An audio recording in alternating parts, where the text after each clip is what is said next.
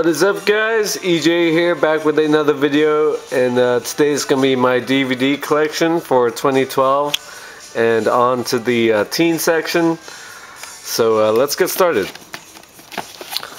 Up first we have 10 Things I Hate About You from 1999, a great movie with some big stars these days, Joseph Gordon-Levitt, Julia Stiles, and the late great Heath Ledger. Really like Allison Janney in that. She's hilarious. Yeah, fun movie. Great soundtrack too. Next we have Accepted from 2006 with Justin Long and Blake Lively. Jonah Hill as well. Fun movie about a fake college. Yeah, I enjoy that film. Next we have the classic American Graffiti from 1973, of course directed by George Lucas. The best thing he's done outside of Star Wars. Just a great film. Ron Howard stars in it. What's her name? Back then he was Ronnie Howard. Candy Clark, Richard Dreyfuss. Just a brilliant film. Okay, next we have the American Pie 3 movie pack. Has the first American Pie movies. The first 3. American Pie from 1999 is still my favorite of the bunch. Just a great cast. You've got Chris Klein, Jason Biggs, Allison Hannigan, Tara Reid, and Sean William Scott. Awesome as Stifler. American Pie 2 from 2001 I enjoy, and American Wedding is probably the weakest of the bunch. I think Stifler's a little off. I did enjoy American Reunion. I'll probably be picking that up on Blu-ray. I have no interest in getting the like American Pie Goes to Band Camp and stuff like that. Okay, next we have Airborne from 1993, one of my recent pickups. Very fun movie. Some early film roles for Jack Black and Seth Green. Good movie about rollerblading and high school hijinks, that sort of thing. Next we have Better Off Dead, the classic with John Cusack from 1985. $2! Absolutely love that film. Just hilarious. Next we have the classic The Breakfast Club from 1985. One of my all-time favorite films of the 80s. My favorite John Hughes film. Goes without saying. I absolutely adore this film. Emilio Estevez, Anthony Michael Hall, Molly Ringwald, Judd Nelson, and Ali Sheedy, all brilliant. Yeah, just a great film. Next we have Bring It On from 2000 with Kirsten Dunst and Eliza Dushku. A guilty pleasure, I'm not gonna lie. I enjoy this film, and the two leads are pretty smoking in that film. Okay, next we have Can't Hardly Wait from 1997. Fun movie with totally blanking on who's in this. Ethan Embry, Lauren Ambrose, Seth Green, Peter Fasinelli, and Jennifer Love Hewitt, of course. Okay, next we have Clueless, classic of course from 1995 with Alicia Silverstone, Brittany Murphy, Paul Rudd, who sort of has the hots for his sister in this. Very funny, great movie. Next we have Dazed and Confused, one of the all-time great teen films, of course, from 1993, directed by Richard Linklater. Just a brilliant cast, so many great young actors who would go on to bigger things like Ben Affleck and Matthew McConaughey, most notably. Also have the Criterion Collection edition of Dazed and Confused. Okay, next we have Don't Tell Mom, The Babysitter's Dead from 1991. Great movie with Christina Applegate from Married with Children fame. Was a big fan of this growing up. Still a very nostalgic feeling to it. Okay, next we have Easy A from 2010 on Blu-ray. Love Emma Stone. Pretty much everything she does now I'll just eat up. I absolutely love her. And it's a fun movie, good script. Yeah. Next we have Election from 1999. Great performance by Reese Witherspoon and Matthew Broderick in this sort of biting satire about high school elections. Next we have Eurotrip from 2000, think 2006, but I could be wrong on that. Fun movie with Michelle Trachtenberg.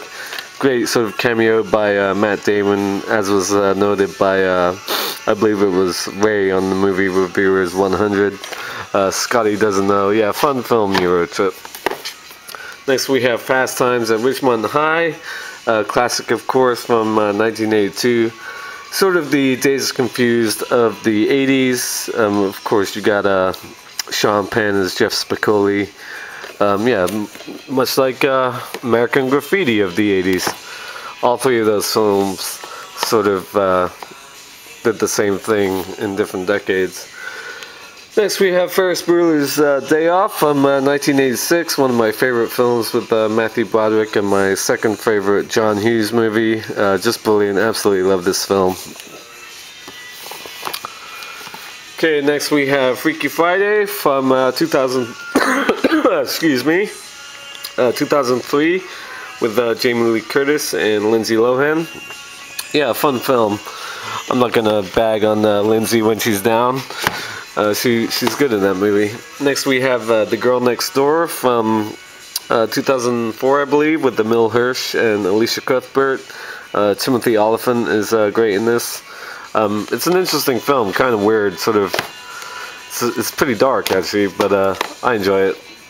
Next we have Go from 1999, awesome film, great cast, Katie Holmes, what's her name, Sarah Paulson? No, that's not right. Probably got that wrong. Sarah Polley, she's like a director now. Who else is in this? I'm looking at the guy, Jay Moore. Yeah, just a great film set on New Year's Eve. Great cast. Okay, moving on, we have Heathers from 1989, just a classic, of course, with Winona Ryder, Christian Slater, and Shannon Doherty. I've seen a lot of people have that Heathers like locker set, which looks really nice. Next, we have John Tucker Must Die from, I don't know, 2007.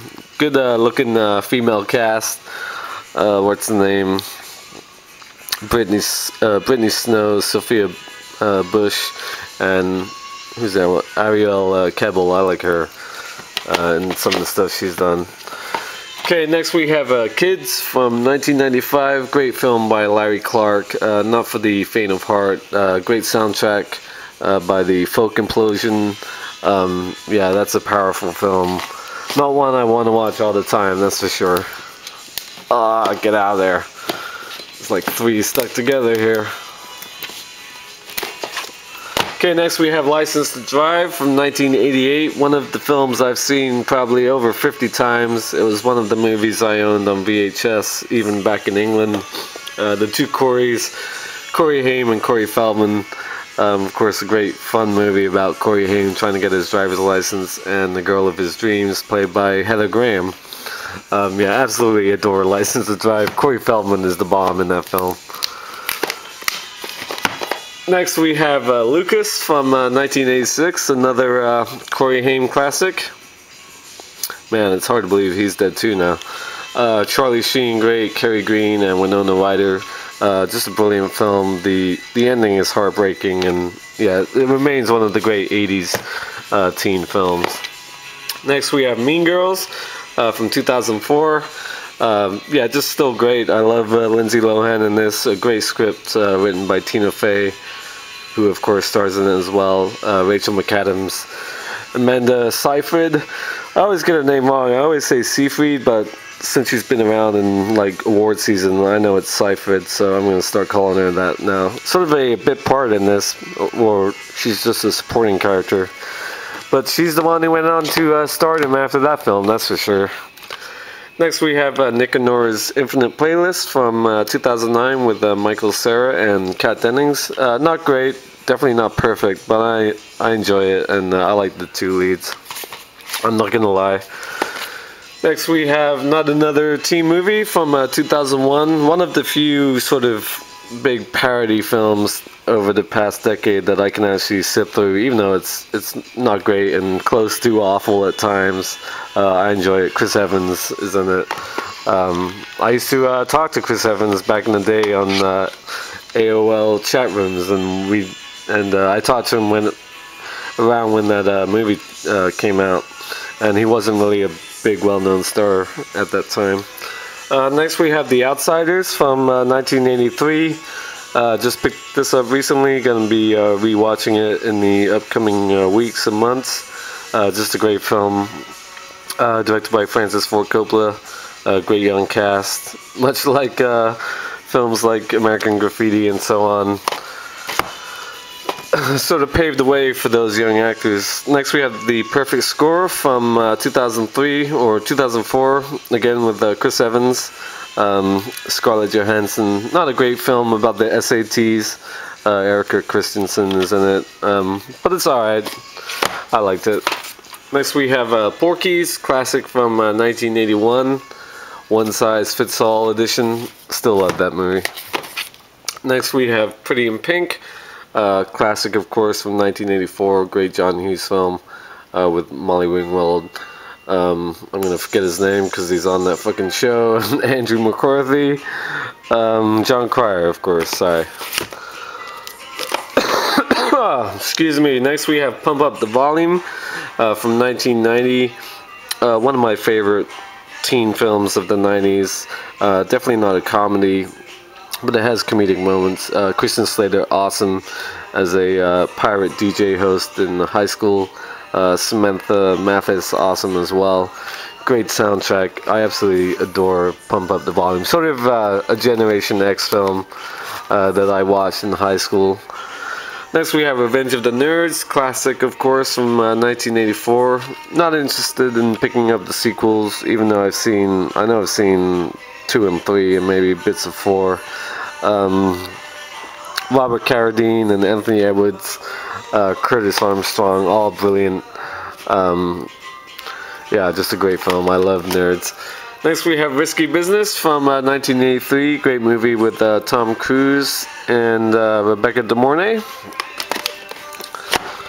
Oh, this video is going to be way too long. Let's pick up the pace. Road Trip from 2000s. Don't love it, but still pretty good in my opinion. Breckin Meyer and Sean William Scott. Did I mess up his name earlier? Say Anything from 1989, classic with John Cusack, of course, and Ione Skye. Great soundtrack, just a brilliant film, directed by Cameron Crowe. Next we have School Ties from 1992, awesome film with Brendan Fraser, Chris O'Donnell, Matt Damon, and Ben Affleck. One of their early film performances as well. Just a great film about a Jewish football star who goes to a private school and sort of is met with racism, basically. Next we have National Lampoon's Senior Trip from 1995. Hilarious film. Got a very young Jeremy Renner who plays a stoner. Tommy Chong is in it. That's all you need to know. Just a hilarious movie. Great soundtrack as well. Next we have 16 Candles. Gotta have the almighty trilogy of the 80s. This, Breakfast Club, and Weird Science I consider the Anthony Michael Hall trilogy.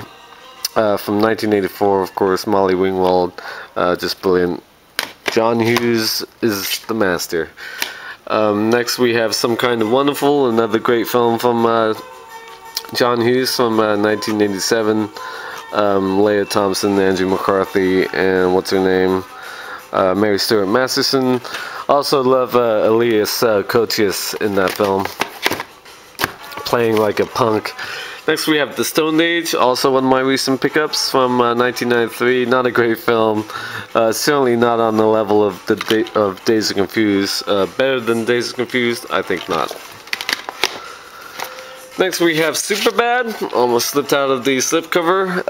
Probably the last great teen film of recent years. Actually, The Perks of Being a Wallflower will be in this section, and that film was great as well. But this film with Jonah Hill and Michael Cera, Emma Stone, just beautiful, and Christopher Mintz-Plasse, just hilarious. Great script written by Seth Rogen and his writing partner, whose name I don't know offhand. Next we have a Teen Wolf double feature.